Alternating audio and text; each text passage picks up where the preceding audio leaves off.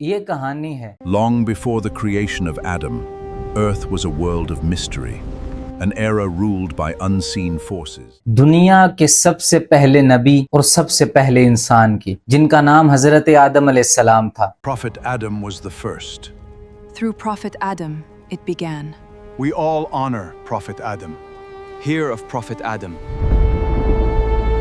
اور جن کا ذکر اللہ تعالیٰ نے قرآن کریم میں کیا۔ کیا آپ کو معلوم ہے کہ زمین پر انسان سے پہلے کون رہتا تھا؟ اور جب اللہ تعالیٰ نے فرشتوں کو بتایا کہ وہ زمین میں اپنا ایک خلیفہ مقرر کرنے والا ہے، تو فرشتوں نے ایسا کیا سوال کیا جس کو سن کر آج بھی لوگ حیران رہ جاتے ہیں۔ کیا آپ جانتے ہیں کہ انسان کی تخلیق سے پہلے زمین پر کون رہتا تھا؟ اور جب اللہ تعالیٰ نے یہ فیصلہ فرمایا کہ وہ زمین پر اپنا خلیفہ بنانے والا ہے، تو فرشتوں نے ایسا سوال کیوں کیا جس کو سن کر لوگ آج بھی حیران رہ جاتے ہیں؟ اور حضرت آدم علیہ السلام کو ایسی کون سی خصوصیت دی گئی جس کی وجہ سے فرشتوں نے انہیں سجدہ کیا؟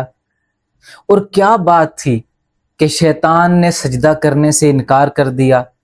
آج کی ویڈیو میں ہم جانیں گے داستان آدم، وہ بھی قرآن کی روشنی میں۔ ذرا تصور کیجئے، نہ انسان تھا، نہ تاریخ، نہ زبان تھی، نہ شہر، اور نہ ہی تہذیب، صرف زمین تھی، آسمان تھا اور اللہ کا عظیم فیصلہ۔ اور پھر ایک اعلان ہوا، ایک ایسا اعلان جس نے پوری تاریخ کو بدل کر رکھ دیا۔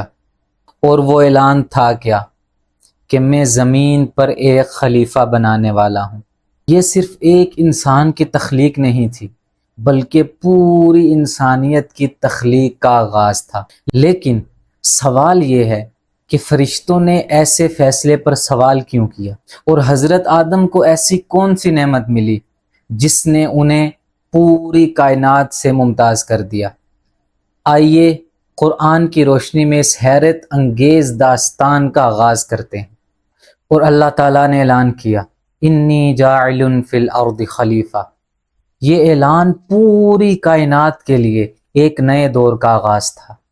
اور فرشتوں نے بڑی ادب کے ساتھ عرض کی، یا رب العالمین، آپ ایک ایسی مخلوق کو پیدا کرنے لگے ہیں جو زمین میں فساد کرے گی اور خون بہائے گی، جبکہ ہم تیری حمد و ثنا اور تسبیح کرتے ہیں۔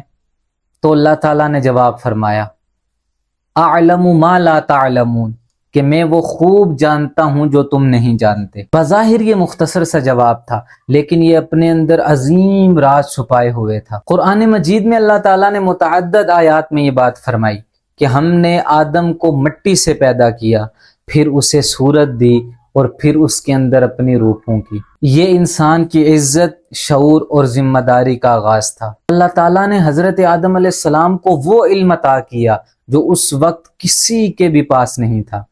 وہ علم کیا تھا؟ علم الاسماء۔